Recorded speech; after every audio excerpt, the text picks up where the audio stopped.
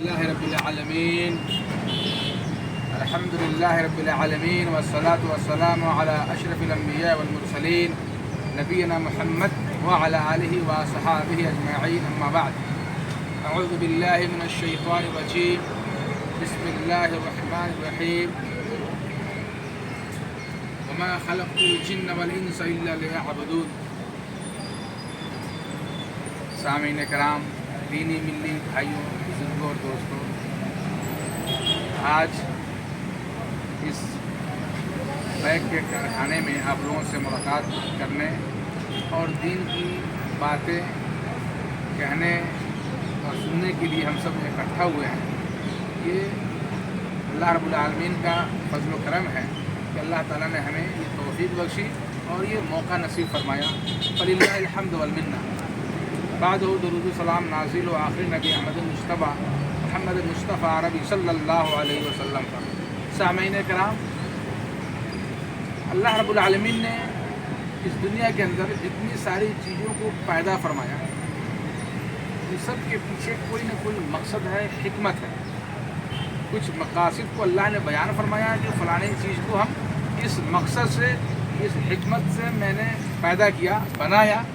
بہت ساری چیزیں ایسی بھی ہیں جن کے مقصد حکمت کو ہمیں نہیں معلوم، لیکن اللہ تعالیٰ وہ خود ہی جانتا ہے۔ اللہ تعالیٰ ہمارا خالق ہے، مالک ہے، رازق ہے۔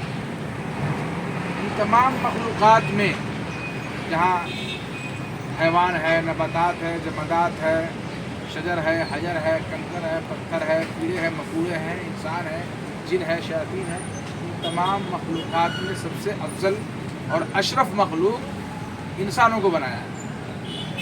ہم انسان کو اللہ اشرف المخلوقات کا درجہ دیا ہے، اور ہم انسانوں اور جنوں کی تخلیق کا مقصد بھی اللہ نے بیان فرما دیا قرآن کے اندر، وما خلقت الجن والانس الا لیعبدون، کہ میں نے جنوں اور انسانوں کو صرف اور صرف اپنی عبادت کے لیے پیدا فرمایا۔ تو جب اللہ تعالیٰ نے مقصد کو واضح فرما دیا، اور اللہ تعالیٰ کا ہمارے اوپر بہت سارا احسان ہے، بہت سارا فضل ہے، بہت ساری اللہ تعالیٰ کی طرف سے ہمیں نعمتوں سے نوازا گیا۔ اللہ نے ہمیں بولنے کے لیے زبان دیا، دیکھنے کے لیے آنکھ دیا، چلنے کے لیے پیر دیا، اور دیگر کاموں کو انجام دینے کے لیے 2 ہاتھ دیا، صحت دیا، زندگی دیا، تندرستی عطا فرمایا۔ بہت سارے لوگ دنیا میں ہیں جو معذور ہے، آنکھ سے، پیر سے، ہاتھ سے، یا اور دیگر بیماریوں میں مبتلا ہے، لیکن اگر ہم صحیح سالم ہیں تو یہ اللہ تعالیٰ کا ہمارے اوپر احسان ہے، اور یہ بھی اللہ تعالیٰ کی نعمتوں میں سے کہ ہم صحت مند ہیں۔ تو جب ہم صحت مند ہیں، نوجوان ہیں، اور اللہ تعالیٰ کے پیدا کرنے کے مقصد کو ہم جانتے ہیں جو قرآن میں ہے، تو ہم اس مقصد پہ کھرے اترے، ہم اس مقصد کو بجا لائے۔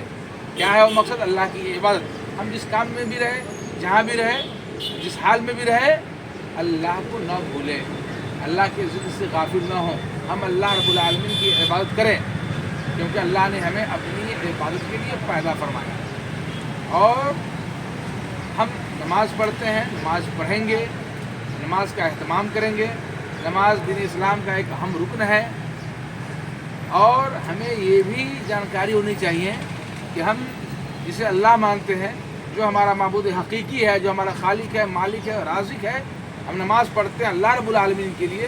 اگر اللہ رب العالمین کو چھوڑ کر کسی اور کے لیے اگر ہم ذرہ برابر بھی کسی عبادت کو انجام دیتے ہیں، چاہے نماز ہو، روزہ ہو، حج ہو، زکوٰۃ ہو، نذر و نیاز ہو، قربانی ہو، یہ ہو، سوال ہو یا دعا ہو، کسی اور کے لیے اگر ہم کرتے ہیں، کسی اور سے طلب کرتے ہیں، مانگتے ہیں، تو شرک ہوگا، اس سے ہمیں بچنا ہے۔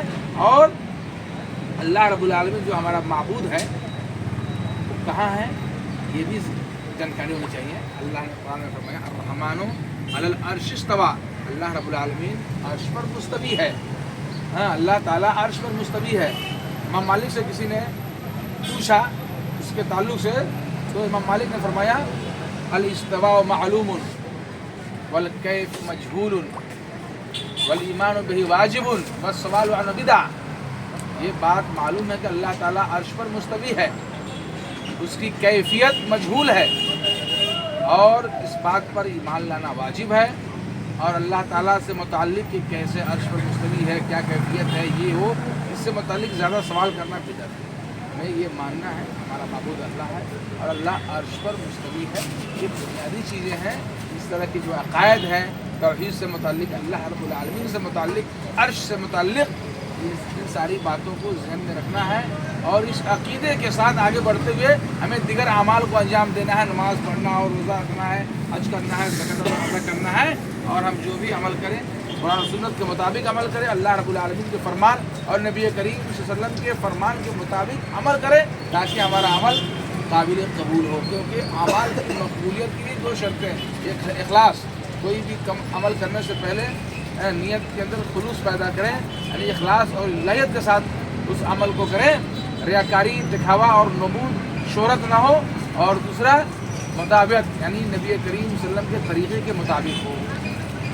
یہ چند باتیں تھیں، انشاءاللہ آنا جانا سلسلہ رہے گا۔ اللہ رب العالمین سے دعا ہے کہ اللہ رب العالمین ہمیں جس مقصد سے پیدا فرمایا ہے ہمیں اس مقصد کو پورا کرنے کی توفیق عطا فرمائے، اور اللہ رب العالمین ہمیں خاص طور سے عبادات کے معاملے میں نماز کا اہتمام کرنے کی توفیق عطا فرمائے۔ اللہ رب العالمین ہمارے عقیدے کے معاملے میں، توحید کے معاملے میں ہمیں قرآن و سنت کے مطابق عمل کرنے کی توفیق عطا فرمائے۔ اللہ رب العالمین جب تک ہمیں اس دنیا میں زندہ رکھے، ایمان و یقین اور توحید پر زندہ رکھے، اور جو ہمارا خاتمہ ہو، ہماری موت ہو، ایسی صورت میں ایمان و یقین اور توحید پر ہمارا خاتمہ ہو، ہماری موت ہو۔ اقول قولی ھذا استغفر اللہ لی ولکم ولسائر المسلمین۔ سبحان ربک رب العزة عما یصفون وسلام علی المرسلین والحمد للہ رب العالمین، والسلام علیکم ورحمۃ اللہ وبرکاتہ۔